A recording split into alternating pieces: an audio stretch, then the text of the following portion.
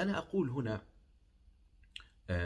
لن أحدثك هنا عن النفع المتعدي، إنك أنت يعني تهتم بكل المشاريع الإصلاحية والتعليمية والدعوية، أي مشروع، لا. أنا سأكلمك فيما تستطيعه أنت من البذل. كم من طالب علم مليء بالعلم، عنده قرآن وحديث وفقه وإيمان، يستطيع أن يعلم من حوله، يستطيع أن يبث العلم، وهو مع ذلك ليس له أي نشاط، لا درس ولا خطبة ولا حتى خاطرة، حتى لا يعلم والديه ولا حتى أبناءه ولا زوجته. كم من إمام مسجد يعني سمح له بأن يدرس وأن يعلم وأن يكون له دورات ومحاضرات وليس له أي نشاط. كم من متقن للقرآن يطلب الناس منه أن يصلي بهم الصلوات الجهرية، أن يصلي بهم القيام أو التهجد، ولا يفعل ويتهرب من هذا.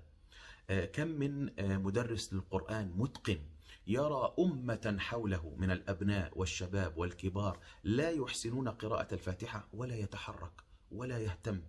كم من مسلمة عندها علم وعندها تجويد وعندها ما تستطيع أن تعلمه لبنات ونساء الإسلام ولا تبذل شيئا.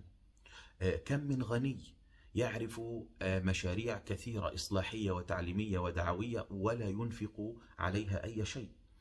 لماذا؟ لأن الله تبارك وتعالى يخلق ما يشاء ويختار. ربنا يختار ويصطفي ويجتبي ويختص برحمته من يشاء. وفرق عظيم بين رجل يأخذ بالأسباب ويحتسب ويصبر ويبذل ويعمل، هذا شرفه الله تبارك وتعالى بالعمل لدينه، وليس كل أحد كذلك، وبين شخص كلما فتح له باب من أبواب الخير التي يقدر عليها وهو ممكن منها لا يبذل ولا يتحرك، يتثاقل، يتهرب، يتردد، يجبن أو يكسل، والكسل يورث العجز. وكل باب يفتح أمامك مما تستطيعه من الخير هو ابتلاء، ليبلوكم فيما آتاكم فاستبقوا الخيرات. فإذا فتح أمامك أبواب كثيرة وأنت تغلقها وتتهرب وتنام وتتبع الهوى وتضيع وقتا على وسائل التواصل أو في النوم أو على المقهى، كيف تظن أن يعينك الله وأن يشرفك بأن تكون من العاملين لدينه؟ قال الله تبارك وتعالى: والذين يمسكون بالكتاب وأقاموا الصلاة إنا لا نضيع أجر المصلحين. والله تبارك وتعالى لما قال استجيبوا لله وللرسول إذا دعاكم لما يحييكم، قال بعدها: واعلموا أن الله يحول بين المرء وقلبه. الأمر الذي تكون قادرا عليه ثم تكسل عنه ولا تصبر عليه أو تمل منه أو تنقطع، لا تضمن أن يغلق عليك. لذلك قال الله تبارك وتعالى: ومن يبخل فإنما يبخل عن نفسه والله الغني وأنتم الفقراء وإن تتولوا يستبدل قوما غيركم ثم لا يكونوا أمثالكم.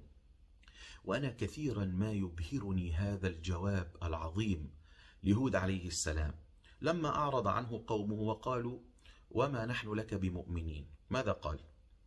قال: فإن تولوا فقد أبلغتكم ما أرسلت به إليكم ويستخلف ربي قوما غيركم ولا تضرونه شيئا. خلاص، يستخلف ربي قوما غيركم. الله الغني، نحن الفقراء، أنتم الفقراء إلى الله والله هو الغني الحميد. أنت فقير إلى هذا، ينبغي أن تبذل وتحمد الله أن مكنك وشرفك بأن تكون من العاملين لهذا الدين العظيم.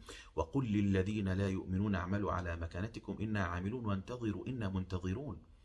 فالعمل لدين الإسلام أعظم ما يمكن أن يحيا به إنسان، وأعظم قضية.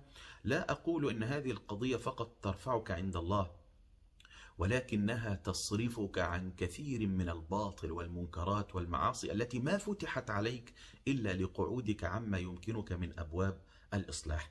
لذلك لا بد أن تعلم أنه من أعظم الفروق بين من يجمع المعلومات في طلب العلم أو ينال شهادة أو يشتغل أو يجمع هذا ليعمل خطيبا أو إماما أو يطلب دكتوراه أو شهادة يعلقها على الحيطة، وبين من يتعلم ليحيي الإسلام. قال ابن القيم عليه رحمة الله: من تعلم العلم ليحيي به الإسلام فهو من الصديقين ومنزلته بعد منزلة النبوة.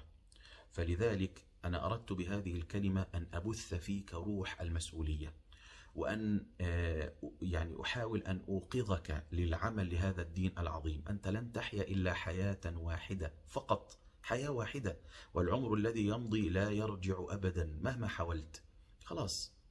فهذا العمر كنز بين يديك.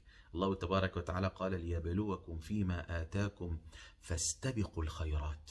فإذا فتح أمامك باب من أبواب الخير مما تقدر عليه بادر. شوف ألفاظ القرآن: سارعوا، استبقوا، سابقوا، استجيبوا. النبي صلى الله عليه وسلم يقول: بادروا بالأعمال فتنا كقطع الليل المظلم.